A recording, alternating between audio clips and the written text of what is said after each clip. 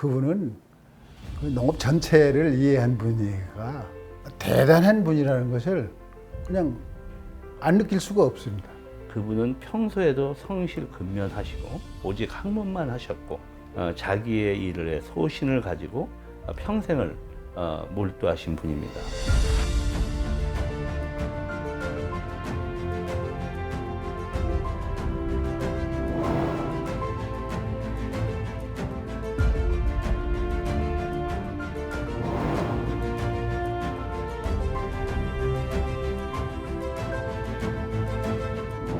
독창성을 갖고 어떤 연구 방향을 설정하는 게 쉽지 않은 일인데 굉장히 열심히 하셨던 것도 있고 주어진 환경에서 활용할 수 있는 것을 최대한 활용해서 국가와 그리고 우리 국민들을 위해서 평생을 노력하신 그런 분이다.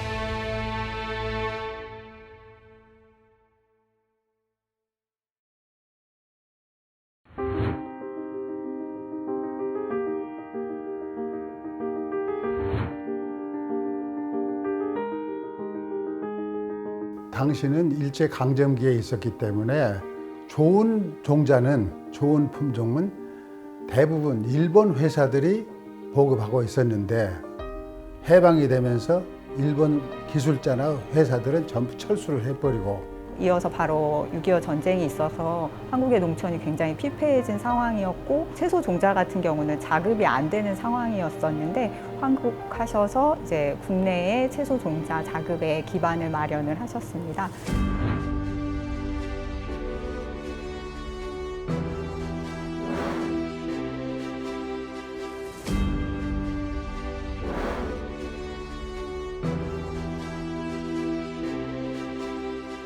처음 들어오셔서 우리나라에서 부족한 종자를 생산하는 일을 하셨고 채소 작물 중에 특히 김치를 만드는 재료, 그게 배추 아닙니까? 그런 것들의 경우는 우리가 지금 보는 무배추하고는 전혀 다릅니다. 당시에는 통이 않는 배추는 뭐 거의 없었습니다. 이제 그 이파리 몇 개 나오면 뜯어서 먹는 그런 상태로는 이제 안 되니까 그때부터 품종 개량을 이제 이분이 시작을 하실 겁니다.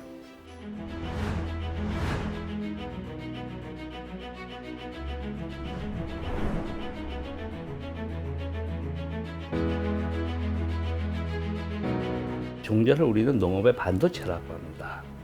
다시 말해서 이 종자가 없으면 농업이 안 돼요.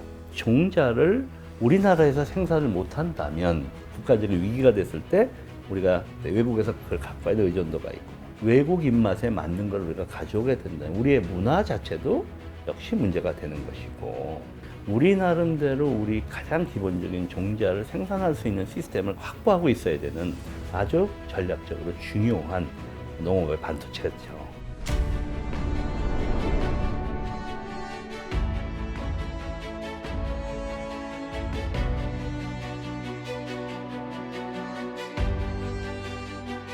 전국을 돌면서 그 작목에 맞는 이제 적지를 찾는 거를 굉장히 노력을 많이 하셨더라고요. 그래서 감자 같은 경우는 병 바이러스에 감염이 돼가지고 이제 생산량이 굉장히 적은 문제가 있었다고 합니다. 감자를 가지고 평창에 가서 거기서 키우는 거죠. 근데 거기서는 그러니까 진딧물이 없으니까 바이러스가 안 들어와요. 그러니까 그 기술을 그 당시에 이제 적용을 하신 거죠.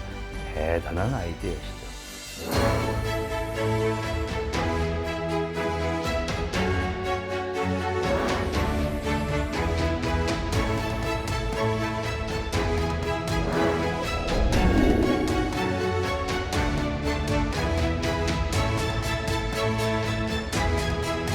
이거는 세계적으로 그 당시에 센세이션하게 이루어지는데 그 이유는 뭐냐면 그 당시까지 다윈의 이제 진화론이 굉장히 중요한 역할을 했었어요. 새로운 종의 생성이라고 하는 것이 적자 생존의 원칙에 의해서 고립이 되면은 새로운 종이 발생하고 이런 방법으로 진화한다고 했는데 새로운 종과 새로운 종이 어려운 환경이 되면 둘이 합해서 새로운 종으로 탄생해서 더욱더 힘센 놈이 만들어질 수도 있다. 그렇다는 사실을 실험적으로 완벽하게 증명을 해낸 것이 이분의 박사학위 논문입니다.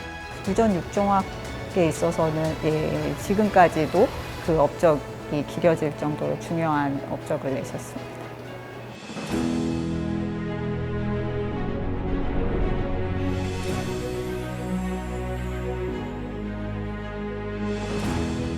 우장춘 박사님 말씀 중에 씨앗은 하나의 우주다라는 말씀이 있거든요. 아마 여러 가지 가능성을 열고 얘기하셨던 것 같은데 저희 입장에서는 우장춘 박사님이 저희의 우주? 그분이 농업 측에서 보면은 그 많은 후배들을 등에 업고 달린 천리마 같다고 생각이 됩니다.